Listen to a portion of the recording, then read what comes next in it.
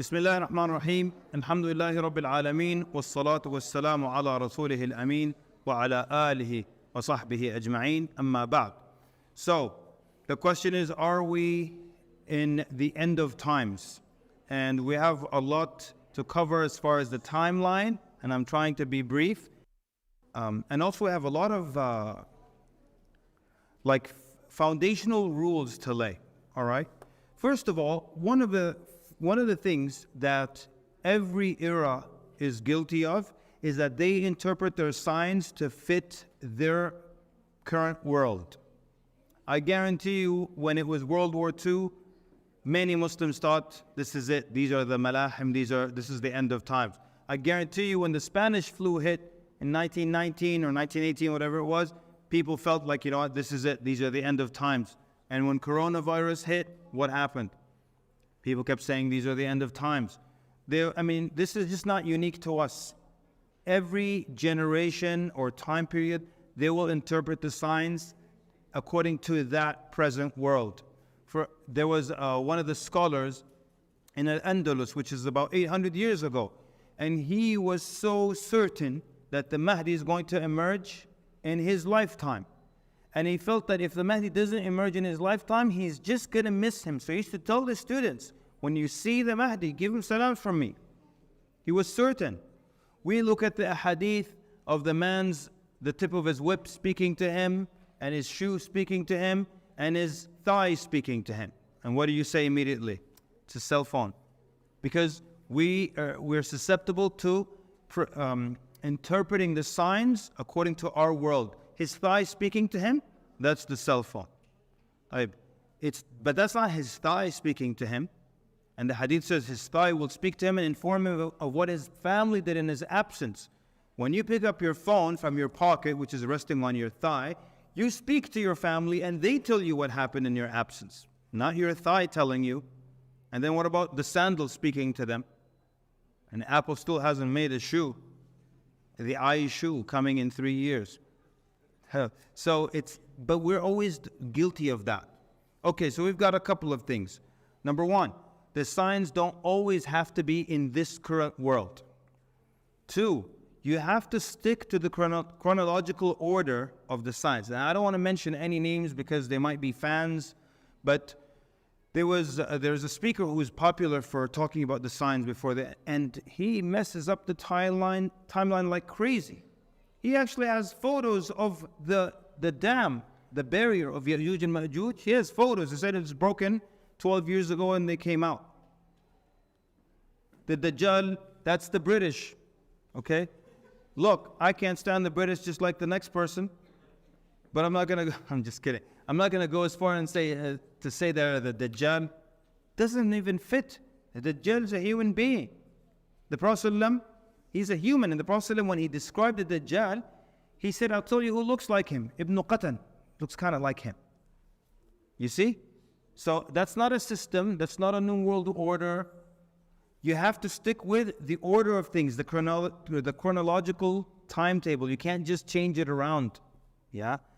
And because we're dealing with the unseen, one of the biggest red flags is when somebody is certain about something and they give you dates and times and locations. But how is it the unseen if you know it so well? How is that possible? That's one of the red flags. If you're listening to anybody who's doing a series on the end of times and they're speaking very precisely, they're giving you dates, they're saying there's no other interpretation, no room for any other explanation, don't listen to that person anymore. Not even a little bit. Yeah, because how would you know? And there's so many things that are open to many plausible explanations. All right?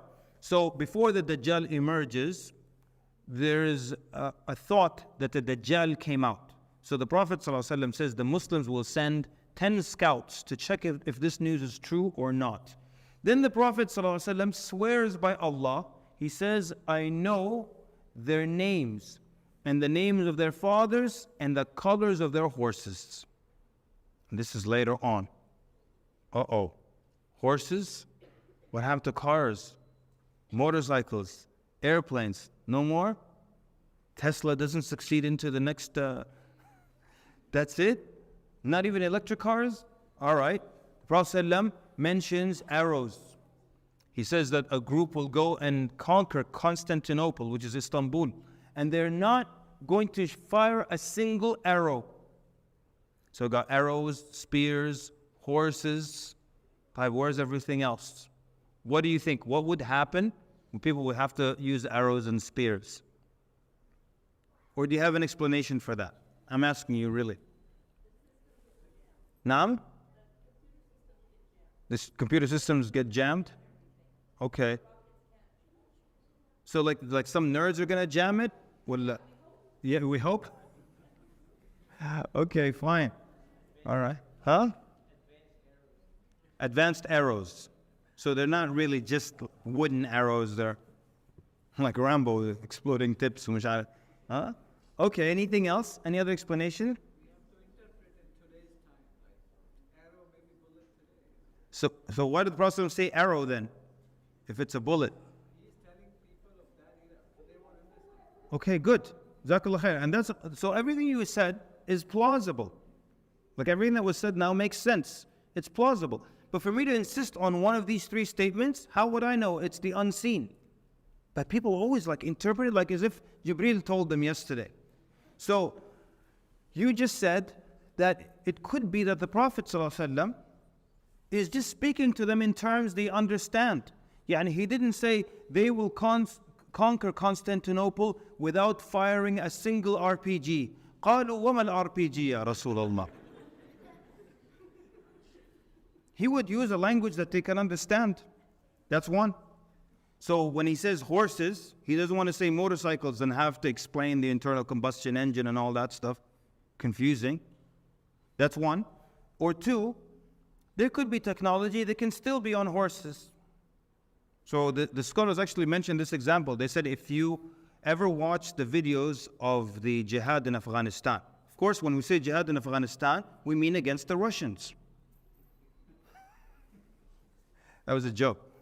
Against America, but against the Russians, that was jihad.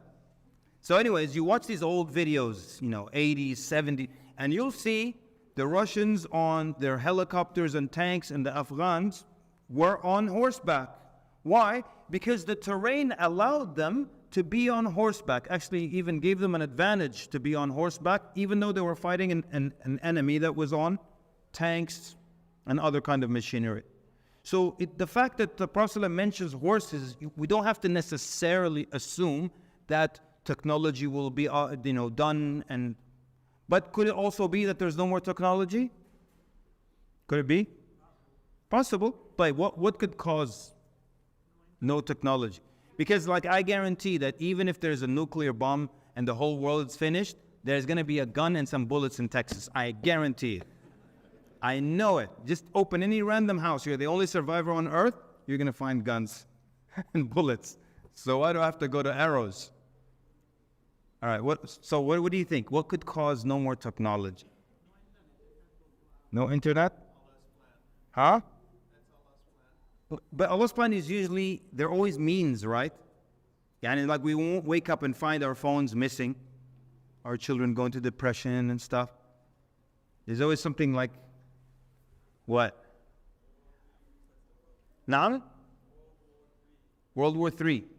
So sometimes people say that. So there's going to be if there's a World War III or 4 or 5, however you count it, doesn't matter. And then there's the end of technology and the end of civilization, and people kind of start over. Okay. And then maybe you can fill in the blanks. Why do they start over? There's some adults alive. Why do you start with bows again? And you know how things work. Anyways, possible. Some people say there's certain catastrophic events that could, change the world, like if there's a solar flare from the sun, which they say there's only a 10% chance of that ever happening, but that would knock off every electrical piece of equipment on the planet, all right? Or they say if oil runs out, a huge percent of the world population will just die if oil runs out. If the dollar collapses. So what I'm trying to say, let me see, I kind of jumped ahead here. So does the world we live in right now look anything close to the world where the Mahdi emerges, the Dajjal comes soon or shortly thereafter? The answer is no. Absolutely not. And I'm going to give you the arguments or the evidence. But there's no way you look at it and you say, yeah, we're in that world. No way. I'll give you the evidence, inshallah. But even though I'm saying that, we're not in the world where the Mahdi comes out. We're not in that. This is the description of how the world is right now. That is not the description of the world where the Mahdi emerges or the things that are supposed to happen. Doesn't look anything like it. But even with saying and believing that, I'll tell you that if certain catastrophic events happen, in 10 years, the whole world will look just like that world. In just 10 years. So that's why when you're dealing with the unseen, you don't know how much it can change. And for example, I was watching a documentary on the, obviously made by non-Muslims. It was about when the dollar collapses, right? And they, in the many points they mentioned, they said that if the dollar collapses, the places on earth that will be most immediately and severely affected by the collapse of the dollar are the ones that have the strongest link to the dollar. So specifically, they mentioned Britain and they mentioned Israel. And they said the dollar collapses, those two places will feel it the most, or they'll subsequently collapse as well. So if the dollar collapses tomorrow, what would the world look like in 10 years? If China doesn't step up their game, it would look really bad. And it could look very much like the world before when all that turmoil happens. Okay? Now, we've got a couple of things. So I'm saying we're not in that world, but I'm also saying we're dealing with the unseen. It can change in 5 years, in 10 and 15 years. It could completely change and look like this dystopian, post-apocalyptic world where the Dajjal and Mahdi and all these things emerge. Now, another thing is that you'll have things like, for example, people will say that Al-Mahdi will free Bayt al-Maqdis. Al-Mahdi is going to free Palestine. There is not a single hadith that says Al-Mahdi will free Palestine. Not even a fabricated hadith that says the Mahdi is going to free Palestine. But you hear it all the time. And Mahdi, when you say the Mahdi will free Palestine, wallahi, I don't know about you, but that takes hope away from me. Sah wa la? Who else is with me?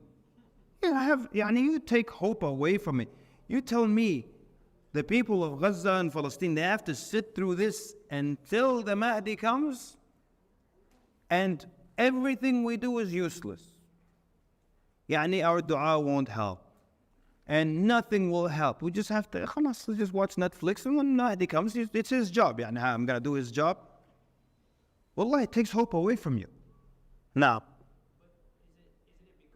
the hadith says that he's going to be ruling how. Yes, and the hadith mentions, it casually mentions that he'll be in Bayt al-Maqdis. Doesn't talk about freeing it. So the scholars said the fact that he's going to go to Bayt al-Maqdis indicates that it's already free. It's a Muslim location that he just goes to, and he rules from there or he settles there. Yeah, because it's already free. Not a single hadith mentions that he frees it. That gives you more hope.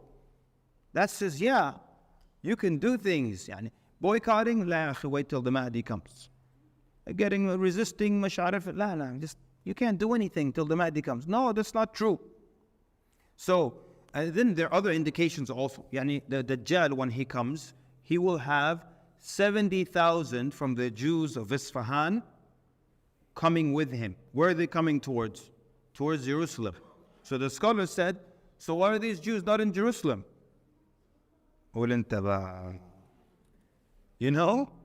Right? So, and by the way, one of the dumbest things ever is when someone tells you, oh, you said the Jews will follow the Dajjal, and that's anti-Semitic. Okay, stop with the nonsense, all right? First of all, the Jews will follow the Dajjal. And guess what, ya Habibi? The Christians will follow the Dajjal, the atheists will follow the Dajjal, and the Muslims will follow the Dajjal, mashallah, in droves. Prophet said a man will chain his wife to the pillars of the home so she doesn't go and join the Dajjal.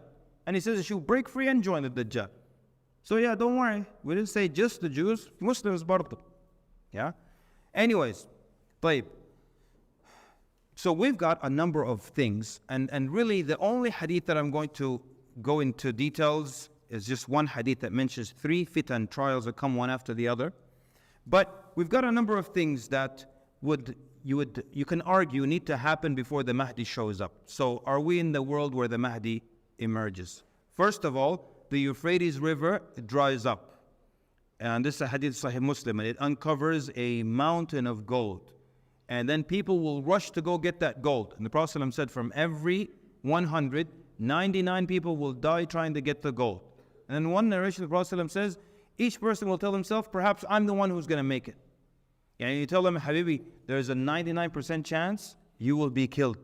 He's like, yes, but there's that one. Don't do it. Don't go. Now, why did the Prophet ﷺ tell us about this hadith or this incident? The scholar said the Prophet ﷺ tells you these things so you know how to act when they happen. So when the Euphrates dries, and by the way, the Euphrates is drying, right? You've seen pictures? It's insane. There's some areas that just looks like desert. You don't even know that there was a river there. It is drying up. But when it dries up, and then you hear on Al Jazeera that there's a mountain of gold discovered, don't buy your plane ticket. That's exactly why the Prophet ﷺ told you, so you know how to act when it happens. So the Euphrates River dries up in a mountain of gold and a lot of killing happens. That happens before the Mahdi. Arabia turns into rivers and greenery. But I know we're all on these WhatsApp groups. You have seen some insane videos, true or false. Some crazy videos of, and before and after, where it was completely desert, and now it's just green, luscious greenery everywhere. But what I love about this hadith is the Prophet ﷺ says that the hour will not be established until Arabia returns to greenery. That's a genuine prophet. Returns to greenery. If you were living 1,400 years ago and you're standing next to the Prophet ﷺ and he says returns to being green, you tell him, Ya Rasulullah, this used to be green and it is nothing. You've seen it. You've been to Mecca. It's rough terrain, not even just rocks and rough, nothing green whatsoever. So would you have believed that this place used to be green? And I don't have time to go into all the evidence and all that, but there's a lot. I mean, there's the evidence that you can't refute that Arabia used to be green and used to have animals and greenery and plants. What's the easiest evidence? The easiest one. There's archaeological evidence. They found elephant tusks in the desert. Oil, ya Habib. Oil, black gold. What was oil?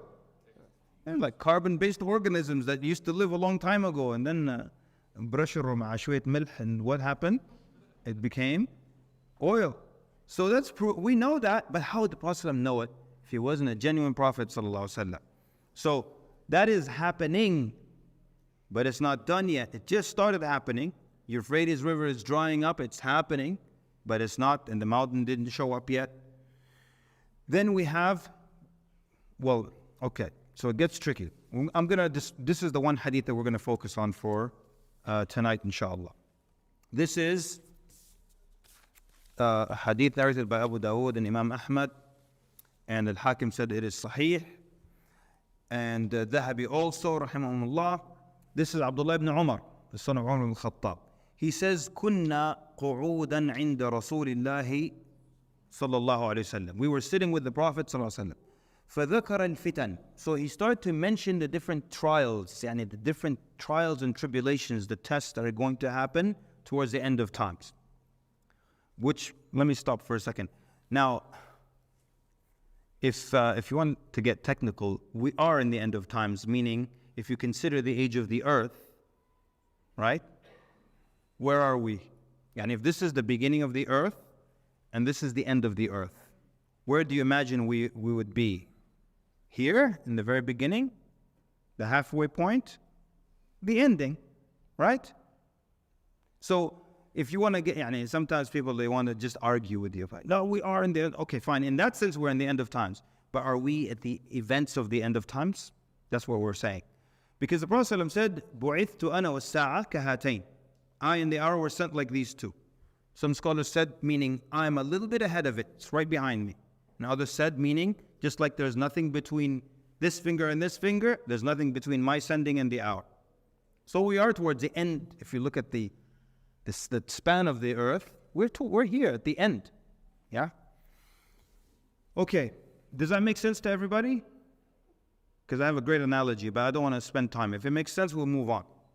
So the Prophet so Abdullah ibn Umar says, the Nabi sallallahu alaihi wasallam, he was mentioning the fitan, the trials, the different tests. فَأَكْثَرَ فِي ذِكْرِهَا. So he spoke a lot about that. He went deep into it, like he kept talking for a long time, which shows you the Prophet ﷺ spent time with this. That's not the only thing he taught them, but he did speak about this a lot. Then he says, حَتَّى ذَكَرَ فِتْنَةَ الْأَحْلَاسِ, until he mentioned the fitna of al-ahlas. So these are 3 fitan in this hadith that follow one after the other, and we're going to look at them because they describe the world where the Mahdi emerges.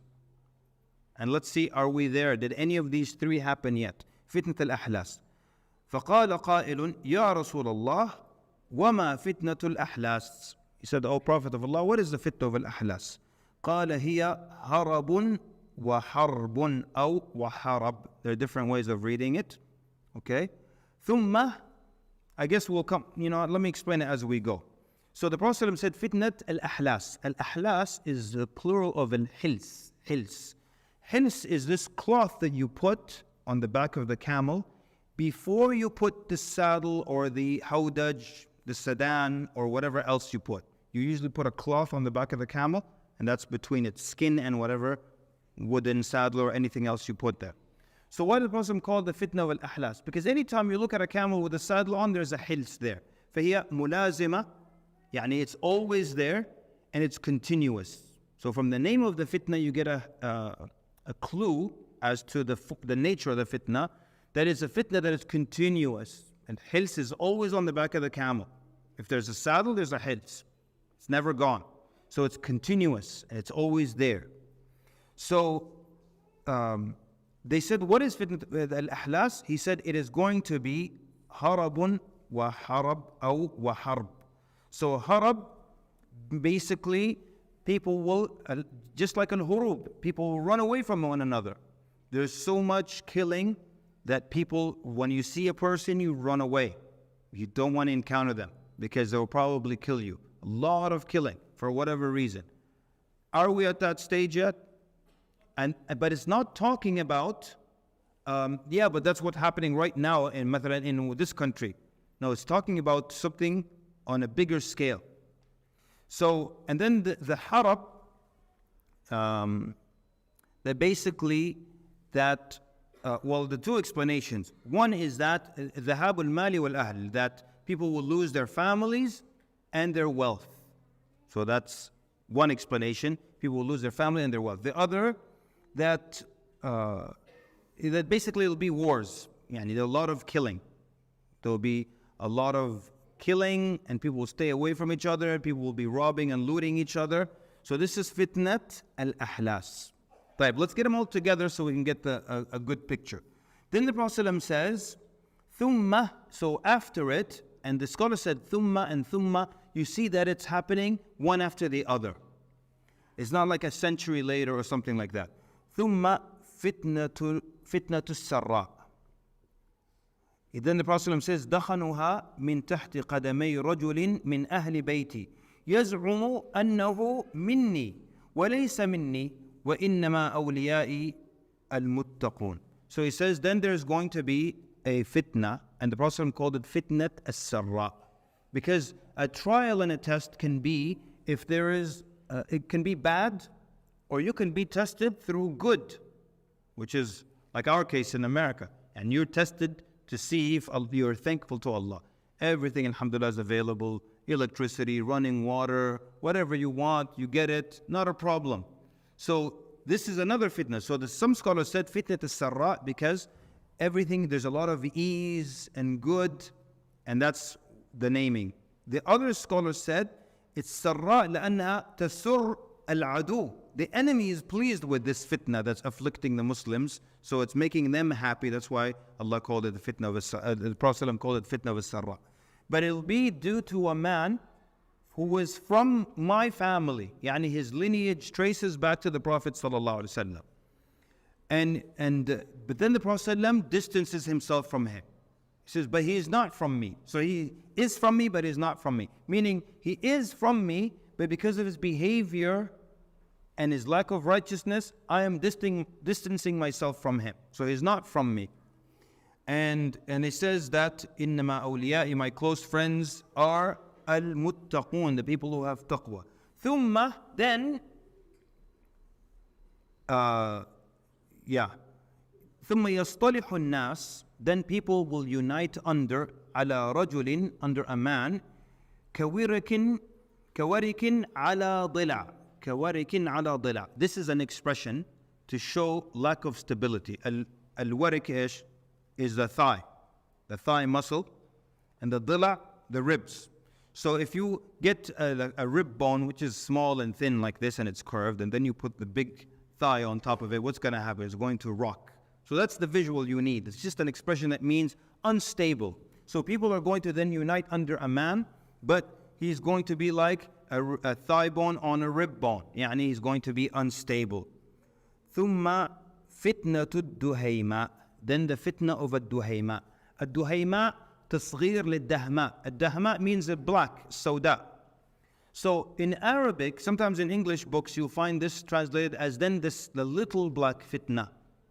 But in Arabic, sometimes you use the diminutive form to show that it's big.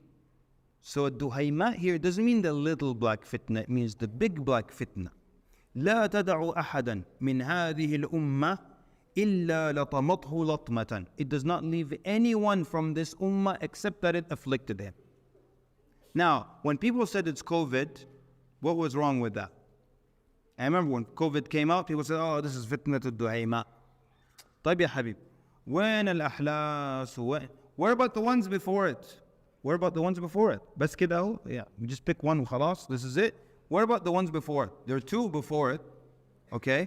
And yes, it's true, but that's why we said, or we didn't say, but we're going to say, when a description matches an event, a description that we have of one of the signs matches an event in our lifetime, all the other descriptions have to meet it as well. I know I've said this many times before. There is a very famous speaker, I'm not going to mention his name, okay?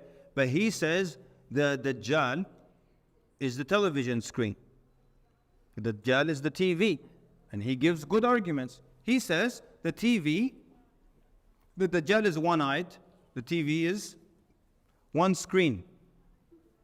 طيب, I'm going to get rid of my brain and say, okay, I agree with you. I is a screen now. Hadr. Okay. He said, why is he called the Dajjal? Because he lies all the time. Okay? So, what do you see from the TV? Lies all the time. Everything lies. News, lies. Commercial, lies. The sandwich in the commercial, the thing is falling in slow motion. The lettuce is sweating, the tomatoes kidda, and it's spinning. When you buy it, it's like the guy stepped on it with his foot and gave it to you. It's like, when the big one and the lettuce is, bueno. Lies everywhere. Okay? So, he said, and then the hadith says that the Dajjal enters every household. And the TV's in every household. Sounds good, صح? And if that's all I knew about the Dajjal, I'd be like, wallahi, the guy makes sense. But what's our rule? All the signs have to fit. Okay? The hadith also says that the Dajjal has a right eye and describes the other bad eye. And the Sahih Muslim, it mentions it's the right eye and it's protruding like a grape. The hadith says that on his forehead, it says kafir, not Sony. The hadith says that the Dajjal cannot enter Mecca and Medina. Are there TV sets in Mecca and Medina? Yeah? The hadith mentions that the Dajjal will cut a young man in half. Do they make a TV that does that? If they do, don't buy it. Why would you buy it? So, does it match now? It doesn't. So, yeah, it sounds like it's COVID. Fitnat al-Duhayma sounds like it's COVID. And it will not leave anyone from the ummah except that it touched them. Okay, put your hand up if COVID didn't affect you. Yani, no way. No way it didn't affect your job.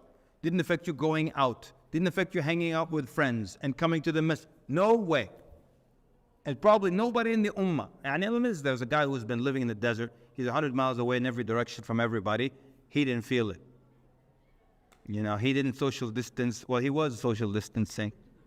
He pushed it.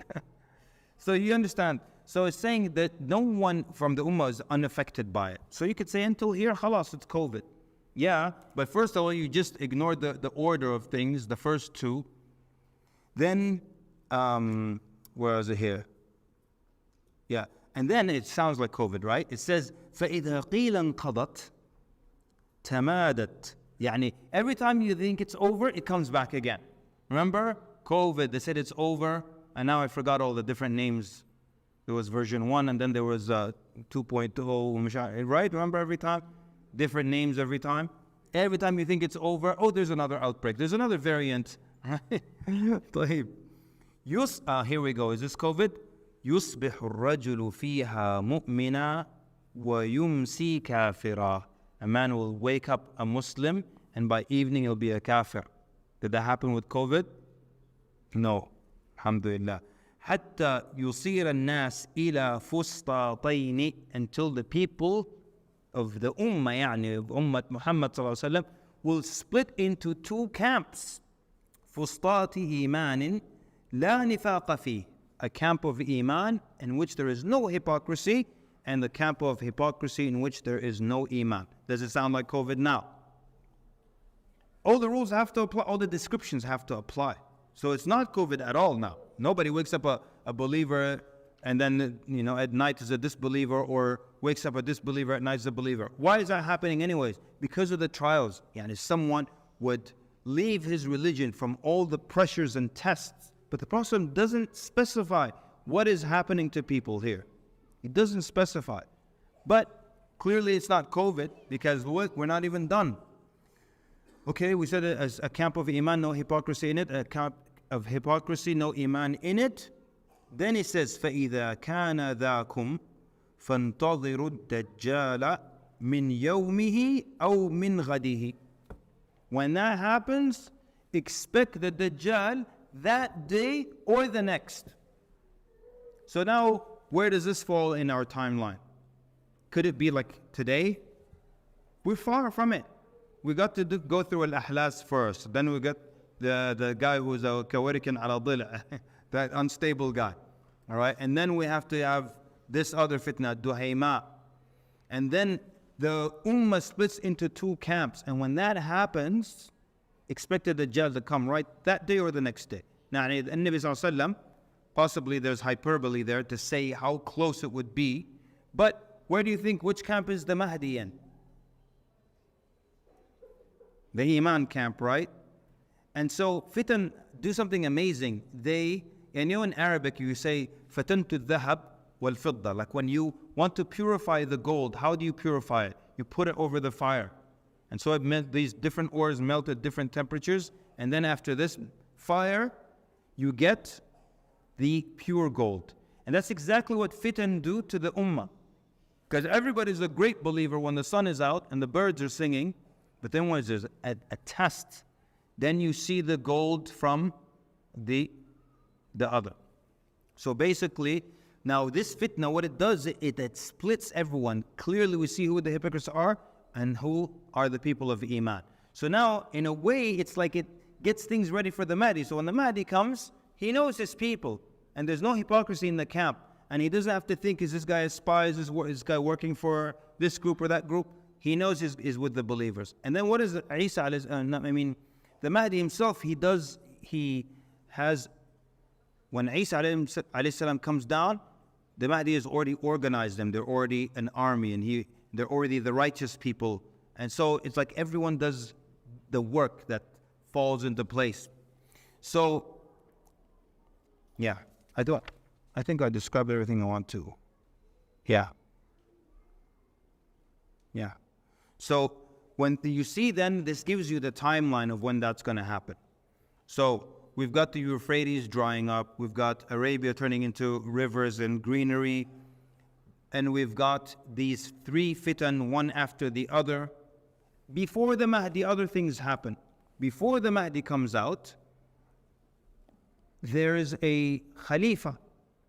Yani, if anyone tells you today, the Mahdi is out, tell him you're wrong. I met the Mahdi yesterday, you didn't. But basically, how can you refute me before you even hear what my argument is? I want you to meet him and say, I don't have to, he's not the Mahdi. How could you judge like this? Because there's going to be a Khilafah before the Mahdi comes out. Then the Khalifa dies.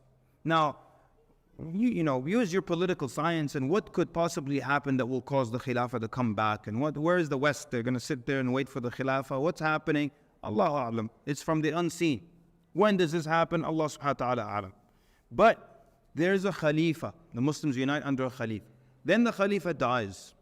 Then the three sons of this Khalifa, they fight over the treasures of the Kaaba. So the hadith says, three sons of a Khalifa fight over the treasures of the Kaaba. And some scholars said there might be actual treasure buried at that point under the Kaaba that they're fighting over, or it could just indicate, symbolically, whoever is the Khalifa owns all the treasures and he's in charge of the Kaaba and he owns all the treasures of the wealth of the Ummah. So that it could be what it means. Yaludhu, a man seeks refuge with al-Bayt, a man seeks refuge at the Kaaba and he goes there. And he comes fleeing, he flees from Medina and goes to Mecca. Now the hadith are specifically vague, purposely aqsad, not specifically. They're purposely vague because the Prophet is not trying to tell you everything that will happen. And he's just telling you that he's going to leave Medina, flee Medina, going to Mecca, seeking refuge there at the Kaaba. Now that means, the scholar said that he's probably, some people had their eye on him or someone thought he was special or something, but people were after him. But we don't have any of the details. And then when he goes to Mecca, then an army is sent to basically to attack him. And then the earth swallows up that army. When the earth swallows up that army, the Mahdi, first of all, almost overnight becomes a righteous person. So if you're sitting in your Qur'an class and the guy next to you says, by the way, I'm the Mahdi, tell him, no, you're not. How do you know? Well, because the Mahdi, some scholars said he is just not religious at all, he doesn't even pray. Others said he's just like a baseline Muslim. Then hadith says, يُصْلِحُ اللَّهُ فِي لَيْلَةٍ. Allah rectifies him in one night, becomes the most righteous religious person in the Ummah. Right? So the guy who memorized 16 juz of sitting next to you in the tahfidh, it can't be him. So, anyways, I didn't really want to get into the Mahdi, but before the Mahdi there's the Khilafah, then there's the civil war. So that means before the Khilafah, things have to happen. Like, does it look like today there could be a Khilafah? Yeah, do you think a Sisi will step down, or مش عارف SMB or MB, مش عارف مين, everyone's going to step down, yalla, let's have a Khalifa for the sake of unity. That means we're not even close to that world, but we could be close to that world if something major happens. You see, you can't with the science. You can't pinpoint it. You can't. People have always been trying this. For some of the classical scholars tried to estimate the Day of Judgment by calculating backwards from the Day of Judgment to the time we live today. If I can estimate and count from the major signs. But the hadith that says there's 50 years between each major sign is a weak hadith. You can't. If Allah wants to hide something from you, you're not going to cleverly figure it out. True? I wish people would remember that. If Allah wants to hide something from you, you're not going to cleverly figure it out. People are saying nonsense over the internet all the time. I'm at the end here. This one guy, he said that Dajjal isn't here. And Ya'juj and Ma'juj aren't here. It's just because we haven't found them. We have Google Earth. What did you expect into that? The Google car مثلا drove by the Dajjal and he's like, standing by, I'm coming. What did you expect exactly? Or you expected to see the barrier of Ya'juj and Ma'juj? It's thousands of years old. You just, a big door مثلا. No mud, moss, trees grew over it. There's no rocks on top of it. So you just want to cruise the earth with your mouse at home and say, there it is, I found it. You know why Allah doesn't want you to find them? Doesn't want us, meaning like our world today, everyone alive, Muslim, non, to find Ya'juj and Ma'juj? What do you think if we found the barrier today, what do you think will happen? Tell me. Yeah, and the minute, first the anthropologists are going to come and then we have to examine these people and make contact with the natives. America will find out they have oil immediately. Yeah, and, we got to give them democracy. Introduce them to the iPhone. And we're not going to leave them alone. That's why Allah subhanahu wa ta'ala doesn't allow us to find them. So when Allah hides something, you're not going to find it. So how come we can't find the Dajjal? I'll tell you why, ya Habib.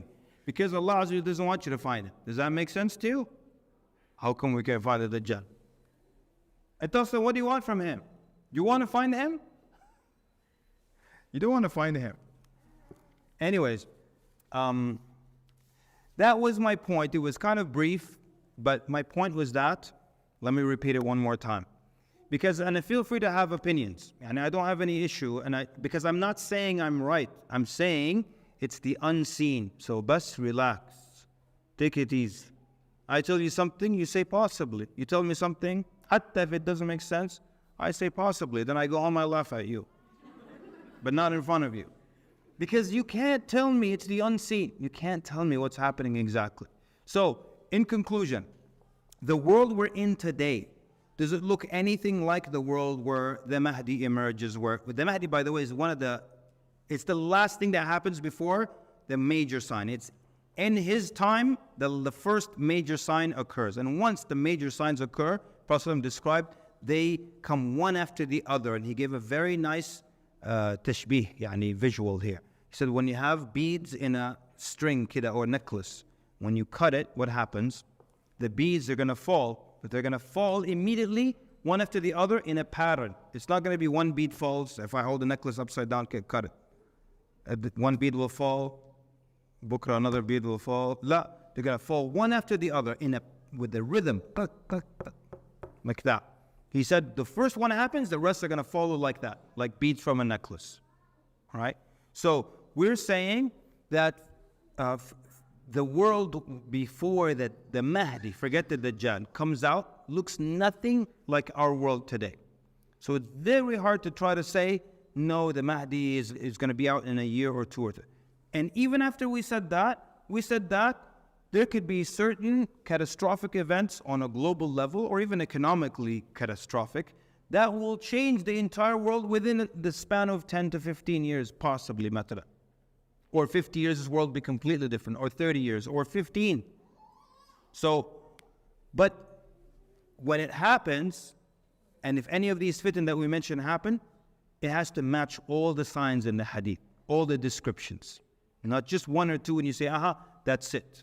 Just like we saw in the beginning, Ad-Duhayma looked like COVID. But when you continue reading, it doesn't look like COVID at all. And now COVID's gone.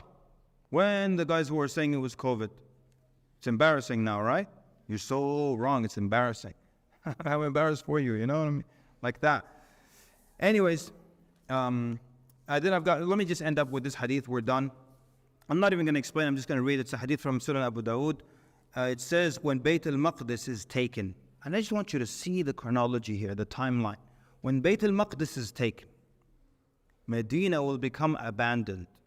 And there are many hadith about the abandonment of Medina and how the Masjid al-Nabawi will become completely empty and deserted, and two wolves will come and urinate on the mimbar of the Prophet ﷺ. It's very heartbreaking, these hadith. Very heartbreaking. Okay? So when Bayt al-Maqdis is taken, Medina will become abandoned. When Medina becomes abandoned, there will be a great battle. And when the great battle occurs, this is the battle between the Muslims and the Europeans. Initially, it was the Muslims along with the Europeans as allies fighting a common enemy, the hadith says. Then once that it's over, the Europeans betray and turn on the Muslims, and then this is what they call Armageddon. These battles take place. And then Constantinople will be conquered. And then the Prophet ﷺ says, which is Istanbul. They see how mind-blowing this is? Istanbul is going to be conquered by the Muslims. So Sorry, but it's too much juicy stuff. So I said it was the end. But look at this. I mean, we can't go home without talking about this. Istanbul's going to be conquered by the Muslims in the future. So that means we lose Istanbul. Right. So some scholars said, there are two opinions. One group said that something will happen and people will lose Istanbul, meaning it will not be counted like it's part under the Muslim lands. Whatever it is, that they join the EU, I don't know. Something happens, and then the Muslims go back and bring it back to the Muslims. Now, another group of scholars, and for the record, I completely don't agree with this opinion. They said, no, we already lost it. When the Dawla al-Uthmaniyya, the Ottomans collapsed in 1924, and then Kamal Ataturk came and he secularized it, we lost it. But wallahi, that's not fair. Let me keep it real, that's not fair. And if you go to Istanbul today, you will hear the adhan, and you will see people memorizing the Qur'an, and you will see 5 times a day prayers in the masajid. There is nothing less Islamic about Istanbul than pick any other city, fill in the blank. Al-Muhim, the point is, let's finish it. Constantinople will be conquered, and when Constantinople is conquered, the Dajjal will appear. Now, just from this one hadith, how close is it? If right now they free Bayt al-Maqdis, in the next coming months, Allahu Akbar, then we'll come back and talk again. Another lecture. Are we at the end of times? But Medina being abandoned, and do you think? Who is going to Umrah in the next couple of months? You expect that when you see the crowds in Medina now and Mecca, do you imagine that, in a couple of years, nobody will bother to come to this place? We are far from that world. Far from that world. But then again, maybe we're not far from that world. Something can happen that is so catastrophic, everyone abandons Medina immediately. But then there's another hadith. I just want to show you how confusing this is. Not confusing, but how you are helpless. The power is with Allah. There is another hadith that mentions how when the Dajjal appears, did you see the order here? When Medina, Bayt al-Maqdis, Medina is abandoned, a battle, Constantinople, and then the Dajjal. But then the hadith, doesn't it mention that the Dajjal cannot enter Mecca and Medina? So why is he entering Medina if there's nobody in it? How do we reconcile that? You see? But is it saying the time period? It's not saying how many years. Can people abandon al-Medina because of anything? I don't know, maybe creative, I don't know. Volcano, مش عارف, المهم. And then repopulate it. Do you think it's possible? Yes, it's possible. That's why I said there are many plausible explanations. I hope nobody's confused and you got the answer, or at least the idea.